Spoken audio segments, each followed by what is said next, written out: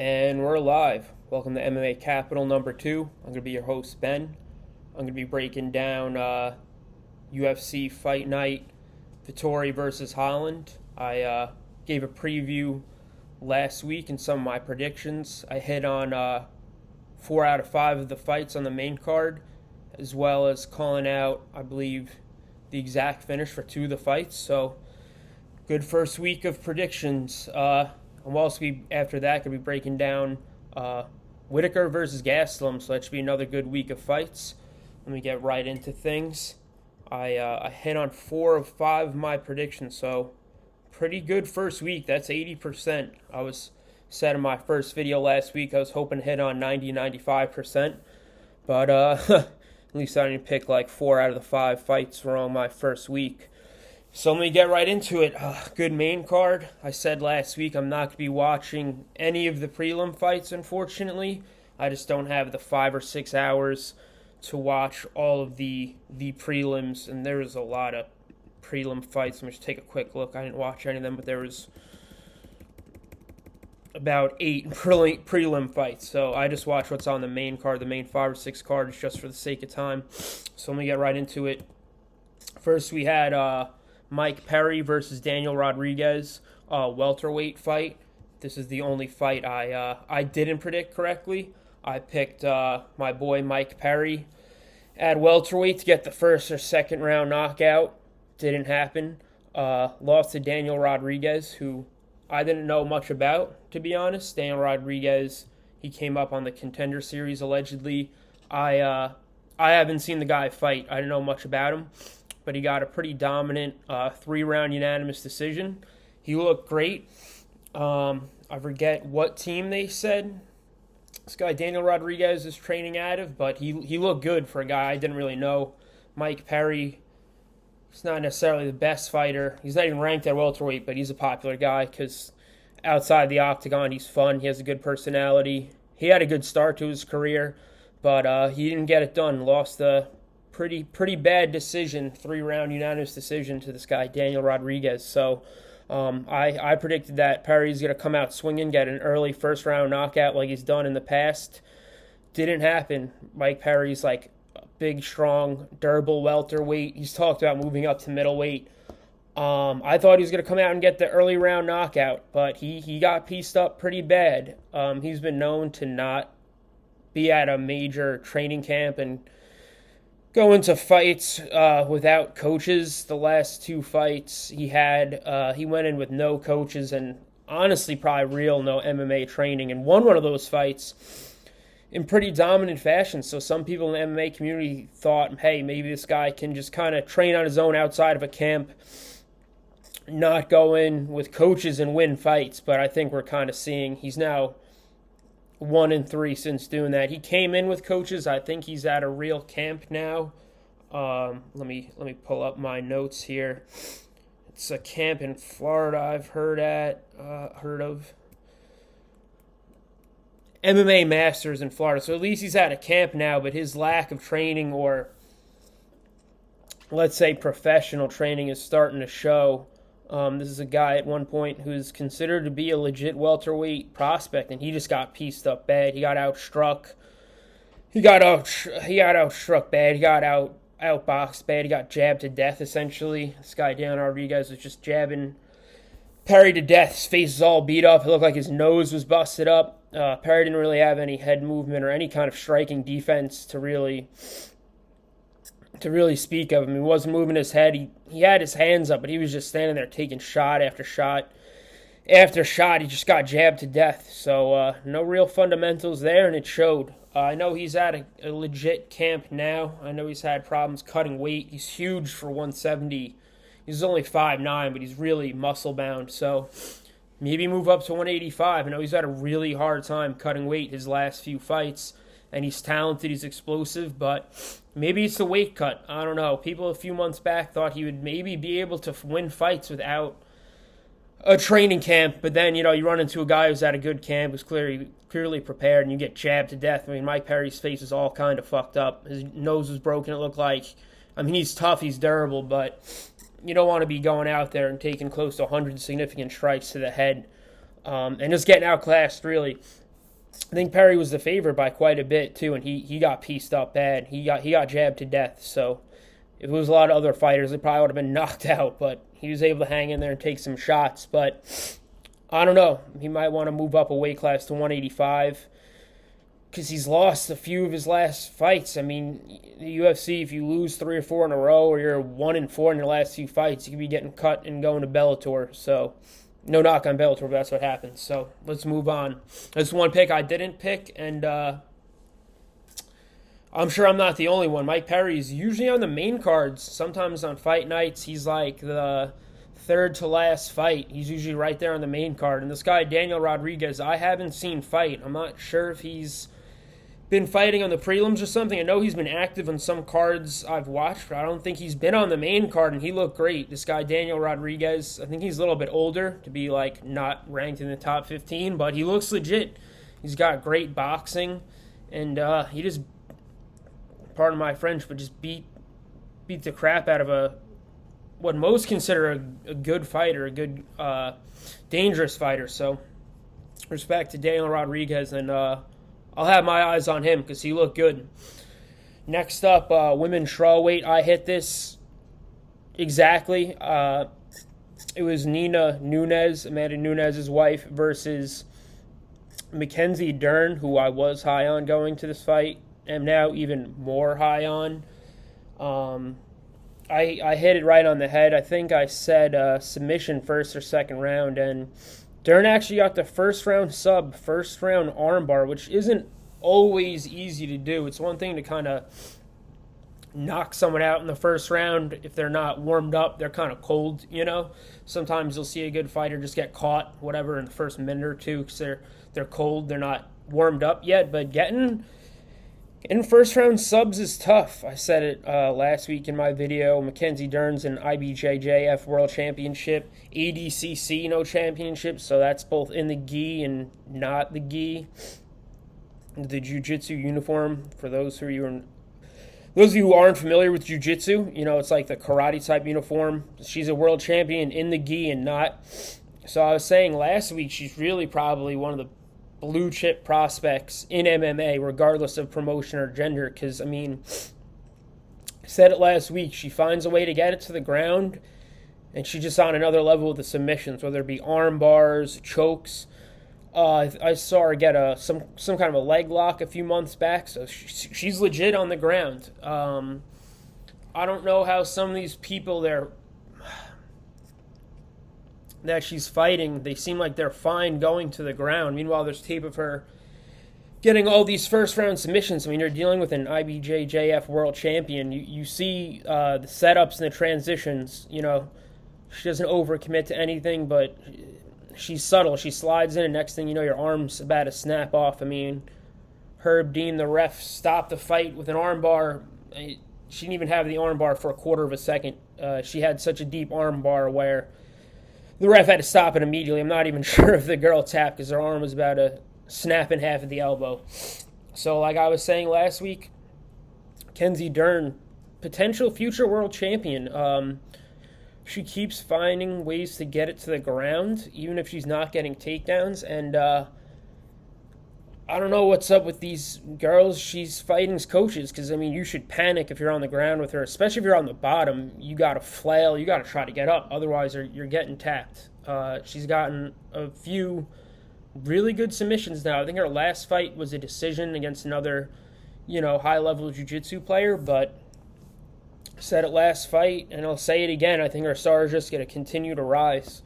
Because her striking is okay. She works at Ruka Training Center with Jason Perillo. It's like Michael Bisping's former coach, former world champion.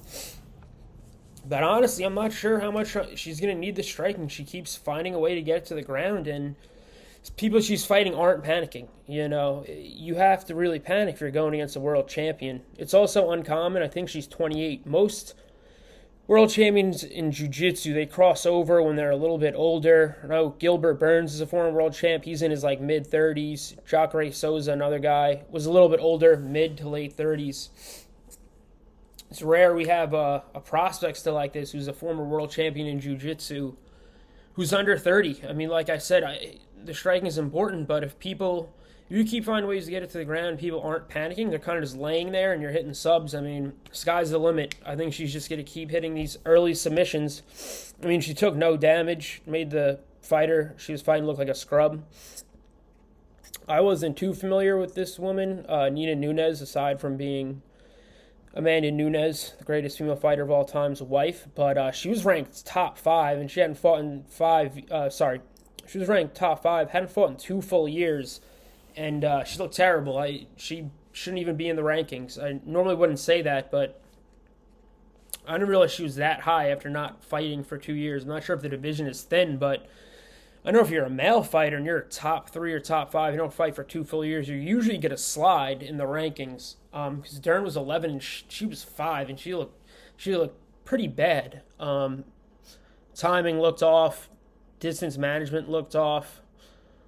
Got tapped late in the first round. It was like almost a buzzer beater, but still, I don't know how you're top 5 in a division where a lot of the prospects are being active. And, she might see herself get knocked all the way back in the rankings towards 15 or out of the rankings because ring rush. She hasn't fought in 2 years. She didn't look good. Her striking didn't. She was supposed to be a striker that people try to get to the ground. Her striking didn't look good. Timing didn't look good. I don't know. Maybe she needs more practice and time in the gym, but rarely do you see someone who's, top 5 in the rankings just kind of lay an egg in a performance, right, and get tapped. Again, not sure why people aren't panicking with a former world champion in jiu-jitsu, right? I mean, she's going to hit submissions on you. So, not surprised by the outcome. Surprised that Nina Nunes, formerly Nina Asarov, was even top 5. I think she might get knocked all the way back in the ranking. Her wife's a great fighter, the best female fighter in combat sports history, but I don't know about her. She maybe needs some time in the lab or something. She's also 10-7 in MMA, so not sure where that top 5 ranking was coming from. So that's a tough division. But Mackenzie Dern, potentially future world champion. Again, people aren't panicking going to the ground with her. Gotta panic. Haven't seen anything like it where you're going against someone who's literally a world champion in pure jiu-jitsu, and people are kind of complacent on the bottom. But I called that, and her opponent again, Nina Nunes, might be out of the top 15 because no idea why she was in the top 5. Next fight I hit on to, it was Julian Marquez versus Sam Alvey. More on Sam Alvey later. But Julian Marquez, not a guy I was aware of until a few weeks ago. He was out of the UFC for 2 full years. At one point before he got hurt, I think he was one of the blue chip prospects in 185. I think he had some kind of devastating injury. I think he maybe tore his lat. Maybe there was some internal bleeding. He had some legit injury, or was out for 2 full years.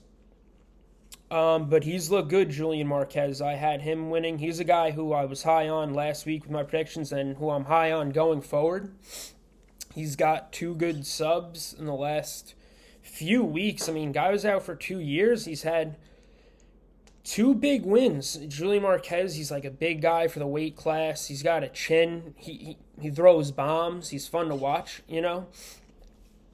I wouldn't be surprised if, we see him fighting pretty often. It didn't seem like he took too much damage, but he's looked good. Big guy from 185. Could probably really fight at light heavyweight. I'm sure he cuts a lot of weight, but he's looked great. He's big. He's durable. He throws shots. Comes forward. Both fights I've seen with him have been bangers. So he got this early submission in round 2.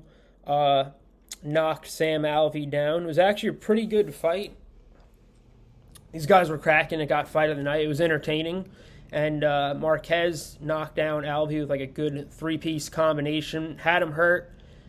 High fight IQ. Instead of just pounding on the guy, maybe slipping off, he went for a kind of awkward standing rear naked choke. Almost a bulldog choke, which is like you get someone in the head from the side. Kind of like almost like a schoolyard maneuver, even the commentary team was saying, but he kind of got Alvey in a awkward-looking rear naked choke, standing with no hooks and almost from the side. So it was kind of a unconventional choke, but he pretty much had the guy hurt on the ground, was able to get his neck and choke him unconscious. Kind of a weird position, but high fight IQ. Instead of just pounding him out and going for the finish, instead he got a nice submission, nice choke. He's at Glory MMA with James Krause. I think they're out of Missouri, St. Louis. They have a ton of great fighters right now. Let me pull up my notes to make sure that's correct. Yeah, Glory MMA in St. Louis. They have some great fighters. I mean, James Krause, probably one of the best coaches in MMA. He has a lot of rising young prospects who are doing good things. High fight IQ. I mean, with a guy like Julian Marquez, who's big for the weight class and got heavy hands, you would think he would just go in there swinging, trying to crack, but he's got good fight IQ, man. He caught this guy Sam Alvey in a nice submission, and I got fight of the night. It was entertaining. I called this also. I think I had a knockout in round 1 or early round 2. It was a submission, but at least I called my shot, called the finish. Sam Alvey I wasn't high on in my last video with my prediction. I mean, I think he's got like 50 fights in MMA, but he's like, I think I looked it up earlier on SureDog. I think he has 4 losses and a draw. Now 5 losses and a draw in his last 6. I mean, just cut the guy. Nothing against him, but he's past being a journeyman or gatekeeper, right? I mean, he's probably, in my opinion, one of the worst fighters in the UFC. If not, literally maybe one of the worst fighters in the UFC. Nothing against him personally or skills, but he's just kind of on his way out. I know he was at middleweight for a while. He tried to go up to light heavyweight. No idea how he's still on the UFC roster at, 6 losses and a draw in your last few. I mean, he's going to Bellator, should retire. Nothing against him, but not high on the guy. One of the few guys in the UFC that I know of, at least, I would maybe call a scrub, at least someone who's a name. I think he had some good moments early in his career, but he's probably getting the axe at this point. So, because, I mean, he's, like I said, he's past the point of being a journeyman. He's fighting an unranked guy and got choked out. So, Sam Alvey will probably be out of the UFC. I don't mean to be harsh or hate on this guy's skills, but not a guy who, I don't think many people are high on. I'm surprised he's still in the UFC. So the next fight I'll be breaking down, I predicted this fight correctly. It was a featherweight co-main. I thought this should have been fight of the night. I thought it was a little bit more entertaining. I think these guys are cracking a little bit more than the middleweight fight, but sometimes it's weird what they award fight of the night to. For those of you who don't know, each participant in fight of the night gets 50 grand in cash up front. So that's something you should at least try to do, right? Featherweight was great. These two guys were ranked, I think, 10 and 11, if I'm not mistaken. Featherweight, 145. Probably one of the tougher divisions. Arnold Allen is from England. Sodiq Youssef is from Nigeria. Both blue-chip prospects in the division. I mean, guys who could be in the top 3, top 5 in a year or two. So this is a big fight for featherweight. I predicted Arnold Allen out of TriStar Gym in Canada to get either a knockout or sub. I think his resume is pretty balanced. I think he's been in the UFC for 8 or 9 fights, and he's got like four knockouts and 4 subs even. So that shows, you got a balanced game. You're good all over. And both these guys look great, Sodiq Youssef and Arnold Allen. I thought it should have been fight of the night. Both guys look good. They're really cracking, really swinging. Arnold Allen, who won, is a little bit more fluid, a little bit higher fight IQ. He got knockdowns in round 1 and 2. For those who don't know, if you get a knockdown, like you punch a guy in the face and they get knocked off their feet, it's a 10-9 must system, so for the judging, so you pretty much win that round guaranteed if you get 1 knockdown per round. So Sky Arnold Allen had good fight IQ. He got those knockdowns in round 1 and 2, and then It was smart. He kind of just had to survive in round 3 and got the UD, the unanimous decision. Both guys look great. It could have maybe gone either way if Arnold Allen didn't get those 2 knockdowns. Because in a 3-round fight, if you get a knockdown in round 1 and then another one in round 2, you're pretty much guaranteed to lose that fight unless, you get clipped and get knocked out in round 3 or something. So both guys look good. They look like they were in good shape. They looked athletic for the weight class. They looked explosive. This is one of the rare fights I would say both guys won, going forward because they both look good. It was an entertaining fight, Definitely thought it deserved to be the co-main. And these guys look good. I mean, Arnold Allen, he was just a little bit more fluid. He was touching with his punches more, as opposed to looping and throwing big shots. But that's fine. I mean, both guys look good. Like I said, one of the few times I'd say, both guys won. Going forward, I think these 2 guys are guys to keep an eye out at featherweight because I think they're both under 30. And they put on a good show. It was fun. So I got the first fight wrong with Perry losing by decision, called the 3 middle fights, and then I correctly actually predicted almost verbatim what happened with the main event, what the event was named after, Marvin Vettori versus Kevin Holland in the main event. For those of you who don't know, Kevin Holland, I think, set a UFC record last year for most wins in a calendar year at 5. But guy's super active, respect. He's fighting literally 24/7. I mean, this guy's fighting 3 times, in a 2 or 3 month span, which is uncommon to say the least. But he ran into a tough guy in Marvin Vettori, who was one of the blue chip prospects at middleweight. But I predicted exactly what happened verbatim. This guy, Kevin Holland, he's still a great prospect, rangy striker. He's had some good knockouts, good finishes. But just 2 weeks ago, he lost pretty bad decision to Derek Brunson, who's a dominant wrestler, former 3-time D2 All-American. And unfortunately for Kevin Holland, 2 weeks ago, he pretty much just got taken down over and over again and essentially laid on, right? It's boring as hell to watch that as a fan, especially if it's a 25-minute main event where one guy just has the wrestling advantage, the offensive grappling advantage, and they're just taking him down and laying on him. They get up, end of the round. Next round, he gets taken down again right away and laid on. And unfortunately for Kevin Holland, that's exactly what happened. Marvin Vettori took the easy way out. Marvin Vettori's at King's MMA in California. A lot of top flight fighters, top flight coaches, and they pretty much had 25 minutes of tape 2 weeks ago of, a guy wrestling him, taking him down, laying on him. And that's pretty much what happened for the most part. I don't want to spend too much time on this fight because, to be honest, it was a snooze fest. 25 minutes of one guy just laying on another guy. It's unfortunate sometimes. It's not as big of a deal if it's a 15-minute fight, but man, these 25-minute snooze fests are terrible to watch.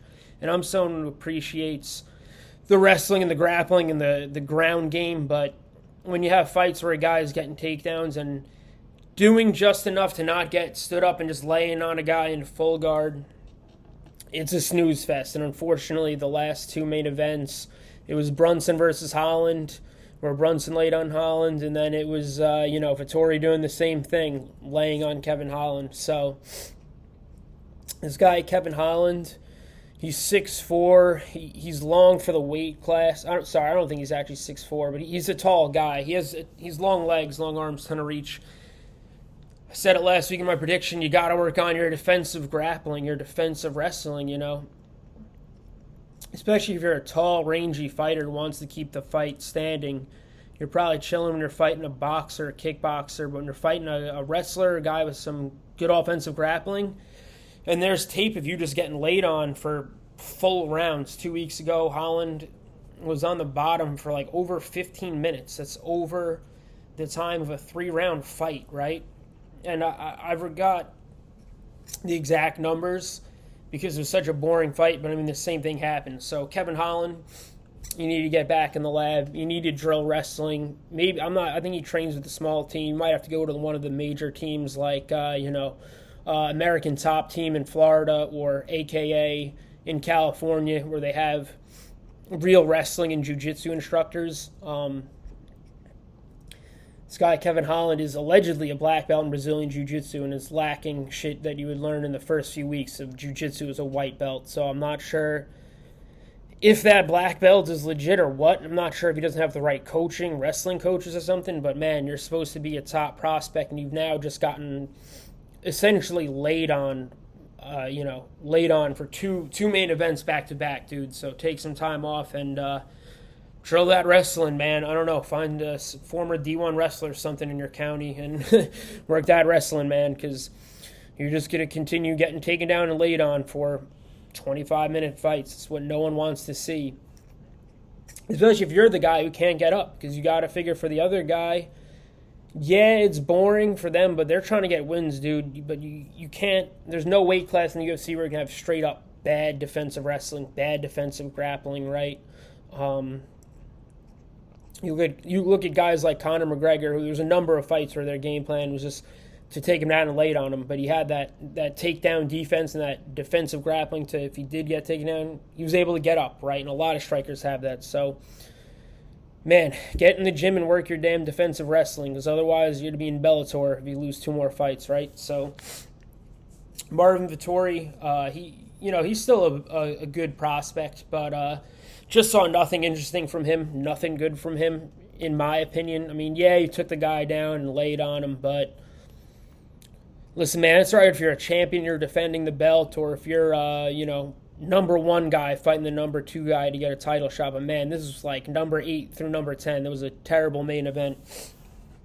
Not to go too hard on these guys, but shit, man, for the rest of the card being so good, that main event was terrible. Not much else to say. Marvin Vettori, yeah, you got to win, but this doesn't help your odds at all of getting a title shot. I mean, you might now have to win 3 or 4 fights to get a shot at the champ Israel Adesanya, because it's one thing to get a title shot, but to get a title shot against a star like Israel Adesanya, who has a lot of say in who he wants to fight and what kind of show he wants to put on, man, no one's trying to see you spam takedowns and knock at him against the champ. So, honestly, rarely would I say winning hurts a guy's chances, but shit, no one wants to see that, man, for a main event. So, Vettori, you got the win, but not anything anyone wants to see, man. That's someone who enjoys the grappling and wrestling side. Sometimes, you get a win and it's boring. It can honestly hurt your cases, to be honest. Same goes for champs. So that's the card. I mean, the 4 fights on the undercard, there was a bunch of bangers. Mike Perry versus Daniel Rodriguez. That was the decision. Even though my guy Perry lost, they were at least swinging. It was somewhat entertaining. Mackenzie Dern got the big submission over Nina Nunes.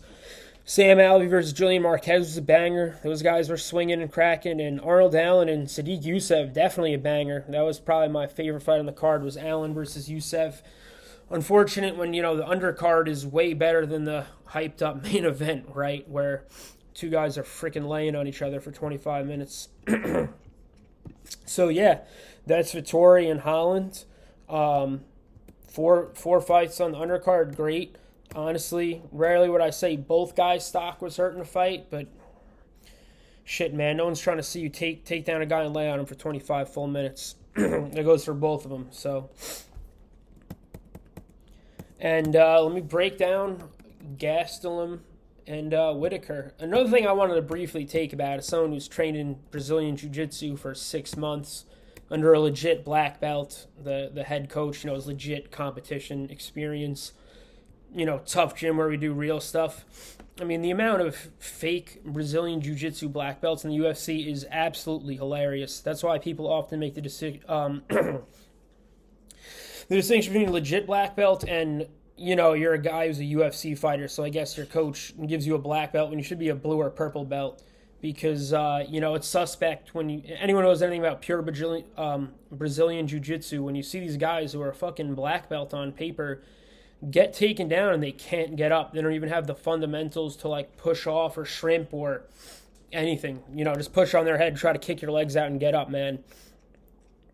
Again, that's just an aside, but someone who's trained in jiu-jitsu, trained for 6 months and didn't even get my first stripe on my white belt. There are a lot of fake black belts in the UFC. They're probably really a blue or purple belt, and their coach just gives them a black belt. Because when you see a guy who has no understanding of defensive wrestling or how to shrimp or push off or get up, there's no fucking way that guy's an actual black belt, right? So, just an aside. Because I see it all the time, man. They'll be like, oh, yeah, this guy's a black belt in Brazilian Jiu-Jitsu, and they lack the skills that you would learn in day 2 at BJJ. So, just a little bit of aside. Next week's fight card looks pretty good. We're going to have some bangers. This one's going to be at normal time, 10 p.m. This week's card was at 3. Headline is going to be Robert Whittaker versus Kelvin Gastelum. 2 great guys at middleweight. 2 of my favorite fighters, so it's going to suck to see either of these guys lose. But I'm going to go from the bottom of the card up. Forgive me, unfortunately, on the undercard, got a lot of unranked guys. A lot of unranked guys, some deeper guys here. So I'm just going to bang out some of these lower card predictions because I don't know a whole lot about a bunch of these guys. So at featherweight, first we've got Ricardo Ramos versus Bill Algeo. I've seen Ricardo Ramos fight a few times. I'm going to go with him knockout or decision. Forgive me, my last week's predictions were a lot more in-depth because I actually knew these fighters. I haven't heard of some of these guys at all, unfortunately. Okay, next is Luis Pena. I've seen him fight versus Alex Munoz. I'm going to go Pena by finish. I've seen him fight. He's like a tall, lanky guy. Red afro, it kind of stands out. I've seen him fight before in the UFC. So we're going to go Pena by finish. Next up, I actually know these 2 guys. It's Abdul Razak Hassan, who's like maybe one of the biggest middleweights I've ever seen. I think he was fighting at welterweight last, if I'm not mistaken. Let me pull this up real quick. Versus Jacob Malkoun, who I think is Robert Whittaker's teammate, who's the main fight on the card, who got starched pretty bad in his last fight, if I'm not mistaken, Jacob Malkoun. Let me pull up these 2 guys because I at least know them a little bit.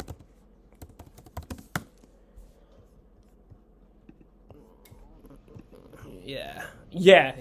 So Jacob Malkoun is Robert Whittaker's teammate, like legit teammate at his gym. He got starched in his last fight, like early, like he got knocked completely unconscious.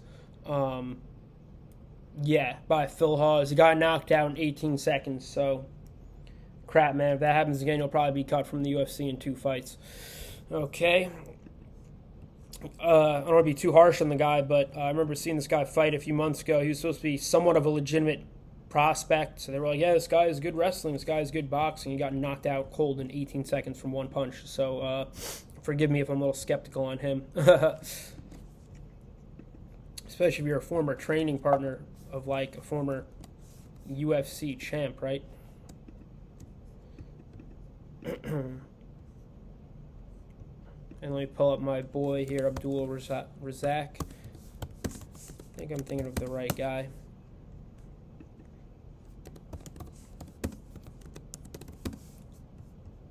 Abdul Razak Al-Hassan. Yeah, this guy I thought was formerly competing at welterweight. I know this guy. Yeah, so he's formerly, I think, been competing at welterweight. I guess he's moved up to 185 now. I mean, he's like Abdul Razak Al-Hassan is like maybe literally the biggest freaking welterweight was the biggest welterweight in the UFC. I mean, this guy was way too big to be fighting at 85. So, yeah. Abdul Razak is a huge guy. I mean, I'm surprised he's even fighting at 85 here. But he's a good fighter. I think he's had a ton of finishes like early in the first round. I'm talking like under 30 seconds. I think almost all of this guy's professional wins are first round early knockouts. I mean, knocking people completely unconscious. So I'm going to go with Abdul Razak here. I mean, this guy, Jacob Malkoun, is or was supposed to be a blue chip prospect, but, if you're supposed to be a blue chip prospect and you're getting knocked out cold in 18 seconds, I'm a little bit skeptical, especially if you're the direct training partner of a former UFC champion like Robert Whittaker. So I'm going to go Abdul Razak there. Next fight, we have Andrei Arlovsky, former champ, great fighter, but probably on his way out, Andrei Arlovsky. He's an older heavyweight. Chin's kind of gone. We've seen a lot of similar heavyweights, older heavyweights, legends of the sport, get cut recently because they're just getting knocked out by younger, cracking heavyweights. He's facing Chase Sherman. Don't know too much about Chase Sherman, but I'm going to take him by knockout either in the first or second. Andrei Arlovsky could surprise you, but I mean, shit, this is a guy who's 30-20, so it's a pretty bad ratio for professional MMA. And I think if Arlovsky loses this next fight, he's going to be out of the UFC. Lightweight, the co-main is Jeremy Stephens versus Drakkar Klose. Seen both these guys fight. Jeremy Stephens is probably one of my favorite fights. Definitely a brawler. Guy's going to go in there and crack, try to get a knockout as soon as possible. I'm going to pick Jeremy Stephens in that fight. Jeremy Stephens had some vicious knockouts in the past, so I like Stephens in that against Drakkar Klose. And then up next, we have middleweight main event between Robert Whittaker and Kelvin Gastelum. Two of my favorite fighters. Kelvin Gastelum, I don't think you can look at his record and say it's necessarily accurate of his skills or performance. I think Gastelum's maybe 1-4 in his last few fights, or 1-3 maybe, but he fought for the interim middleweight championship against Israel Adesanya and had one of the best fights of all time. So I still have a lot of faith in Gastelum. He won his last fight against Ian Heinisch, who was kind of an up-and-coming middleweight prospect. But I like Gastelum, man. He's a former, I believe it was junior college All-American in wrestling for 1 year, and then decided to pursue MMA. Gastelum trains at King's MMA in California, one of the top smaller camps. And, Gastelum's a good fighter. He's got good boxing. He's tough. He's durable. One of the more notable fighters who's never been knocked out in the UFC. He's got great wrestling. I think one reason he dropped a few fights against guys like Darren Till and Adesanya is he didn't use his wrestling quite as much. He kind of fell in love with his hands and his boxing. I mean, Gastelum's got great clean boxing, a lot of power. He knocked out former champ Michael Bisping cold a few years back, which says a lot because Michael Bisping is known as having a great chin. So Gastelum's got a great fighter. He's a complete fighter. He's got great boxing, great stand-up. He's tough. He's got wrestling. I think if he wants to kind of get back in the top three or get another title shot, I mean, that wrestling. I think he was a state champ in high school and a junior college All-American or a junior college national champion, I think. So he's got legit wrestling credentials. If he comes in, uses his all-around game, I think he's got a shot. And then he's fighting Robert Whittaker, former middleweight champion, former defending middleweight champion, who lost his belt to Israel Adesanya. Here's some information. No, thank you, Siri. Robert Whittaker, one of my favorite fighters in the UFC. Great all-around skill set as well. Really chooses to stand and bang and kickbox. Since losing his title, Robert Whittaker has beaten some tough guys. He lost his belt in 19 to Israel Adesanya.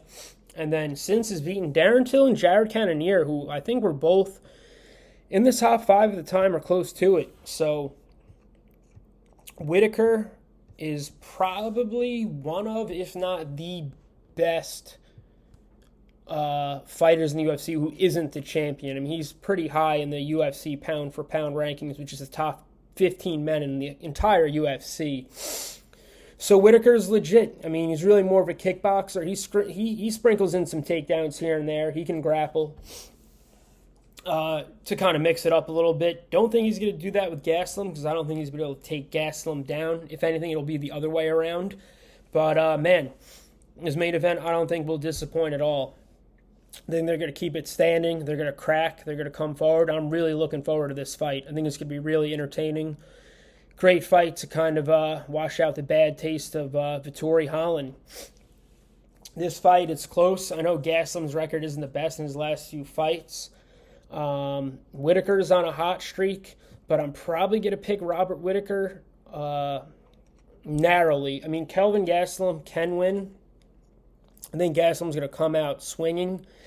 But, I think it's going to be Gastelum's going to be 1-4 or 1-5 in his last few fights. I just think Whittaker is a little bit better. I think Whittaker's striking is a little bit more sophisticated on the feet. He's got good takedown defense. I don't think Gastelum's really going to be able to take him down and keep him down. Gastelum's got great boxing.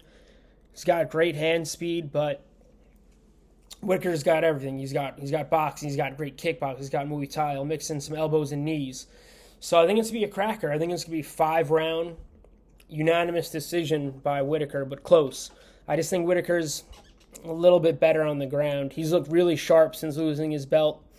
Survived 2 absolute wars with Yoel Romero, who was an absolute monster at that time. So, yeah, I'm going to go Whittaker by decision narrowly. Sorry if my breakdown of this card isn't as deep as this week's, because I just don't know some of these fighters as well. I think I don't think anyone is ranked on the undercard, which is rare. Usually, the co-main or somewhere there'll be some guys in the ranking. Like at least this week's card, almost everyone was ranked. Perry and Rodriguez weren't, but Dern and Nina Nunes were. Nina Nunes was 5. Arnold Allen and Sadiq Youssef were ranked this past week.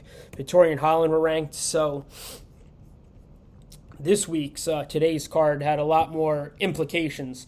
Unfortunately, Gastelum, Whittaker, I don't want to say we have nobodies. We definitely got some deeper guys on the undercard. Ton of title implications in the main event, though, Whittaker and Gastelum. Whoever wins this fight could get a shot at the UFC middleweight title. Both of these guys have lost to the champ Israel Adesanya, but they've looked good since. And Whittaker didn't give Adesanya too much of a tough fight, but Gastelum gave Adesanya an all-time banger fight of the year a few years back. So this could have some title implications. I'm not sure if either of these guys wins, they'll get the shot. Adesanya said he wanted Darren Till, who got hurt. So we'll see. But let me just break down this upcoming card, bottom and top, and I'll wrap it up.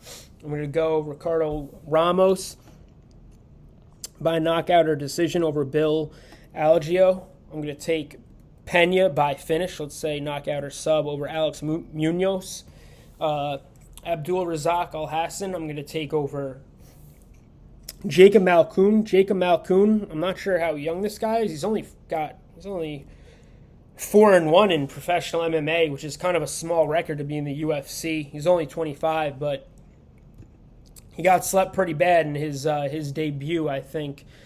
And I think it was 18 seconds, so I don't have faith in guys like that, especially when you're going against a real power puncher and kind of a berserker in Abdul Razak Al Hassan, who I'm pretty sure was fighting at welterweight and moved up because he's massive. Even from middleweight, he's huge.